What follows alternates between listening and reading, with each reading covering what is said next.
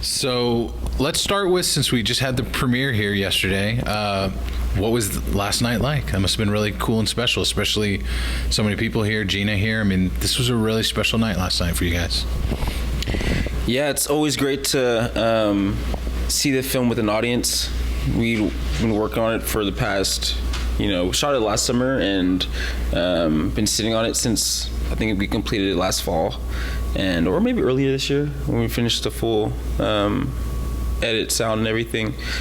So it's always good to go through all the work and then pass it off to an audience and see how they engage with it. So yeah, it was really great seeing their reactions. Anything that happened during Q&A that it was fun? Any of the response to the film? Because it's a unique film in not only the setup but the story Jane goes on. It's a wild week. Yeah, I was excited to see it play too. It's really exciting for me during the Q&A just to look at the faces and see who it's affecting, on an emotional level. And I felt very happy with that, and it's always my objective to make a film that makes somebody feel something, and I'm glad that it did. I'm really glad that it did. As far as how this came about, can y'all talk to me about, I'm guessing it was Roman who came to y'all first and was like, I'd like you to do a section of a film, but what were your feelings on deciding to do this, taking a short element of a subject where you're not going to be interacting with each other, you're going to make your own segment, but it's going to come together as this cohesive story? It's a bold choice for any filmmaker, especially ones who are already getting their work and being accomplished. It's not like you just gave this to some new people. So I'm curious, for you guys, why'd you do this? I'll jump in first. It was really exciting to hear Roman pitch his idea to me. I mentioned this last night, but I was mountain biking, and when he called and sort of huffing and puffing from being out on the trails for a while, and he pitched the idea of the film as being a very unique concept, but not just a unique concept, but he really wanted to hone in on our own voices and give us complete 100% freedom to do whatever we wanted to do or say. And I loved that aspect of it, and really him saying that he wanted our voices to be very present and sort of at the forefront of whatever our films decided to be. And I wanted to jump on that opportunity. I'm going through my own journey, right, through life, and what a great time to sort of stop and reflect on who I am, what I am, and how I want to talk about my place in the world. So I really appreciated the opportunity to do that. Yeah, similarly, I was at the time we had just finished another short titled Comfort, and me and my co-writer Ben, we were both just trying to figure out what's next. And my rep at the time asked me to send him my updated bio that he submitted me for something, no information at all about what it was. And then a couple days later, I was at the Gadi, just having a me day going through the galleries, and then I got a call from Allison, our EP, and she said, she pretty much explained the project. She said, we want you to meet with Roman. He really likes your work. And it was just a train afterwards. The big thing that stuck out to me and why I really wanted to jump on board was you never get an opportunity to create something that's just so personal and so creatively free, and Roman was really big on it being about the artist and the directors and the story that you want to tell, you crafting that adventure for Jane, to that world for Jane to explore. And so with the piece, the goal was to make something very intimate, and I could speak to my experience, and they were all on board with it. Jane was really great to work with in it because she has some great ideas too. So yeah, we were all down for the journey, but Roman and team really set up gave us the freedom to do whatever we want with it. With that through line being Jane, being Jillian, I'm curious as far as time with her. How much was she available for you guys before your sections? Did she spoil any of, with Julian, we did this? I mean, was there any crossover, or did you really feel like you're making a little short film that's separated from all of it? Was it that isolated? Yeah, for the most part it was. Wow. There's we try to finagle some information, but that didn't really happen. But yeah, she was, open to auditions with the cast for my piece, and I'd hear that, she just got out of rehearsal for another piece, and wardrobe fittings, she'd be hopping between all of our different sets and working with the different directors. So, but we didn't really know what was going on at all until we saw the assembled cuts. So, oh, that's cool. Yeah. I'm curious. There's a shared cinematographer, Andy, throughout the whole piece. What did it like having his input and his eye? I mean, how did you work with him separate from the people like your writer that you already knew? How did working with him kind of help get us through that week of storytelling for either one of you guys? Yeah, with Andy, we got the prompt, and then where we played the game, pulled our cards, and then we had to start writing the piece. And 3 days into writing, that's when Andy and I connected, and pretty much told him where my head was at as far as references. We wanted to do something in the vein of art house cinema, so L'Avventura was a big reference, Persona was a big reference, The Master was a big reference. Yeah, a lot of pieces, La Piscine, pieces about intimacy and relationships. So him and I just started, as with every draft, we kept sending it over to him, and he would give me ideas, give him ideas, and then we just go back and forth in conversation.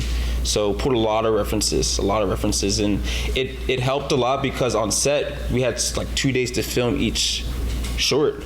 So on set we were so prepared that it kind of gave us freedom to really dial in the performances, and also just kind of when you're very prepared, you can kind of let go of things, and we were able to do that in some ways because we were also just time-wise, you can imagine 2 days, so a lot to film. So yeah. Julian, can you explain this game thing where y'all picked, I'm guessing, the slot of where it would go in the film? Is that what it? Yeah. So we picked the slot where it would go in the film, and there were a couple of other choices that we would have to incorporate into our film. One of them was a location, and another one was sort of a beat. I think I'm trying to remember what my beat was. I think my beat actually was a wild card, which could.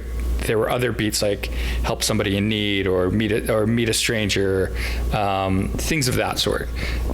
So for my film, it was a neighborhood beat.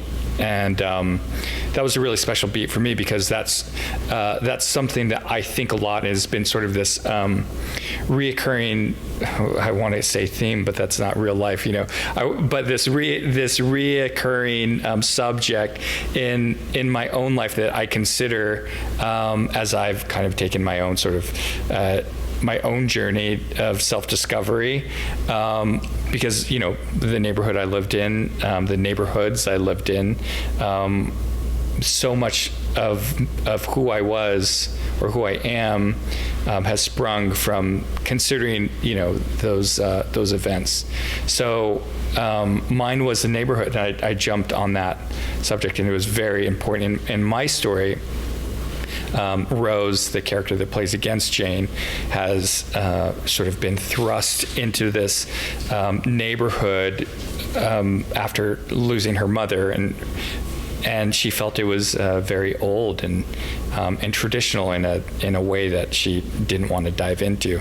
So I loved that aspect of it, and it's great too to think about ideas when you have some of those parameters, right? Like, ooh, how can I really bring that in and embrace it and make it part of my story? So I loved that aspect, the game aspect of the film.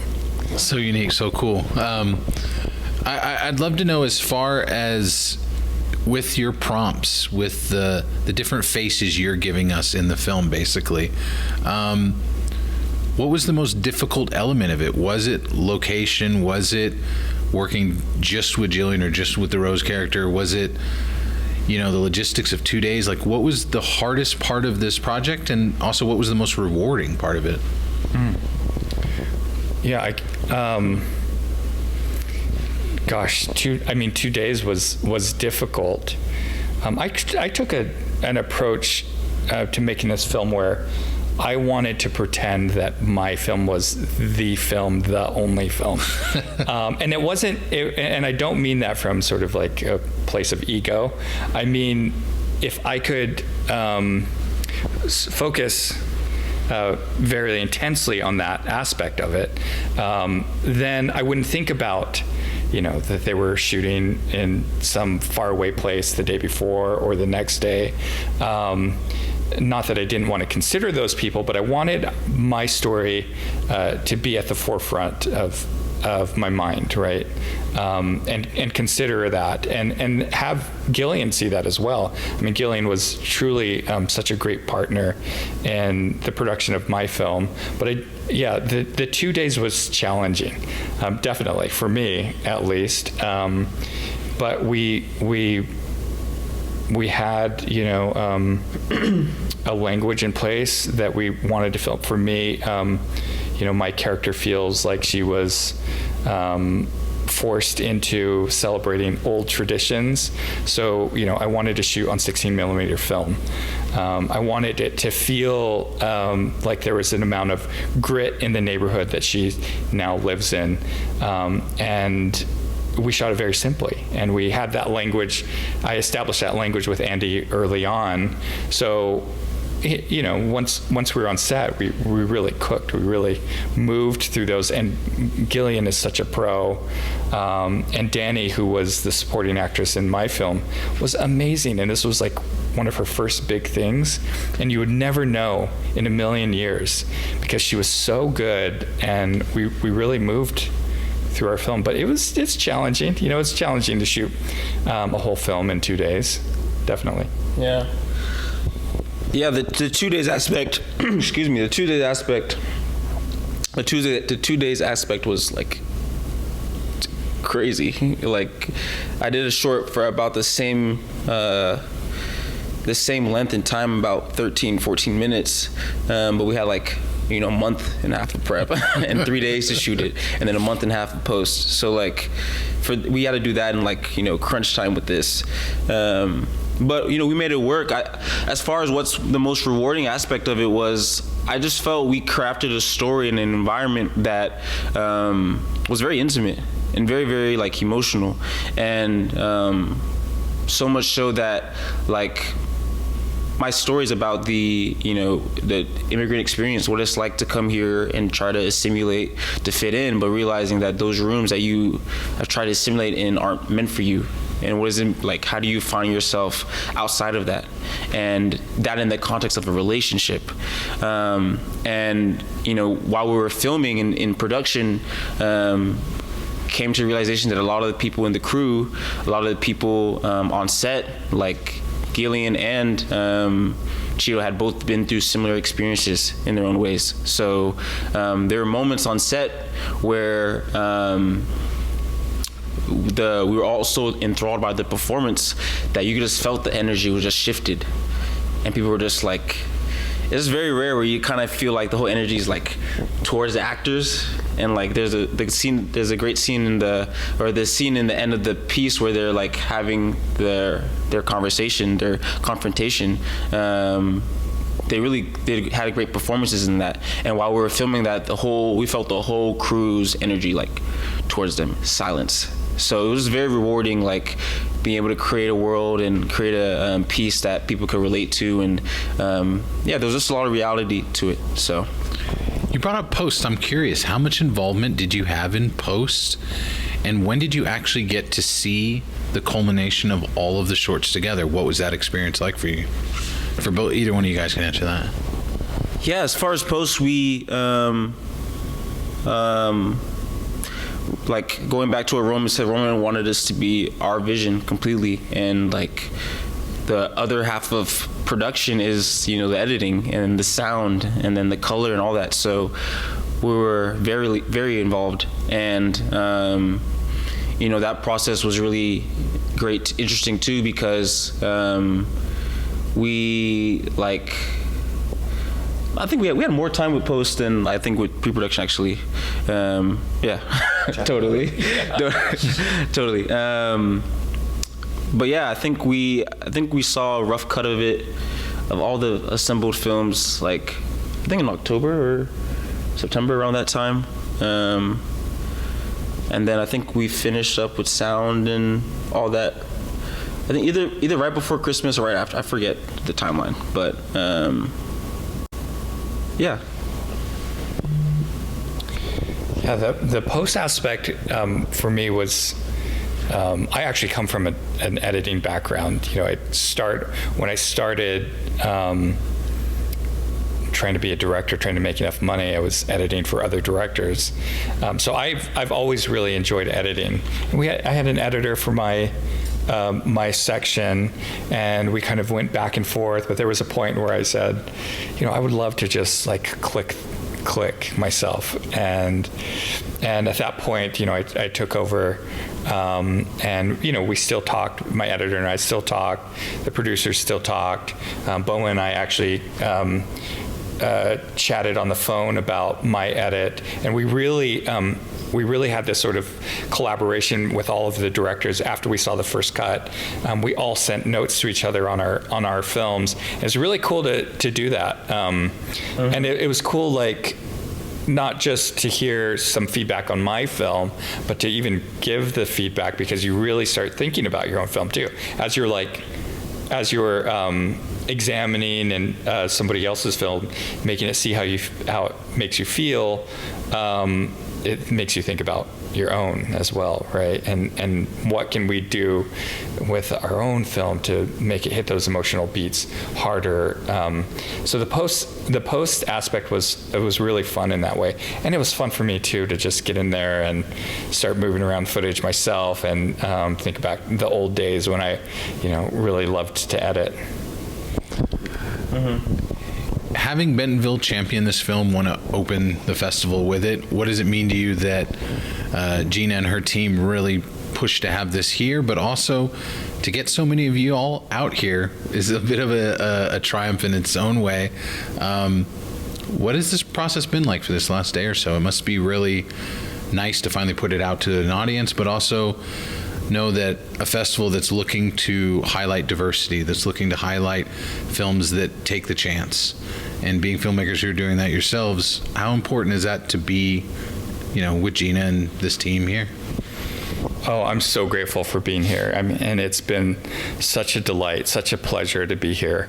And getting here is not easy right now.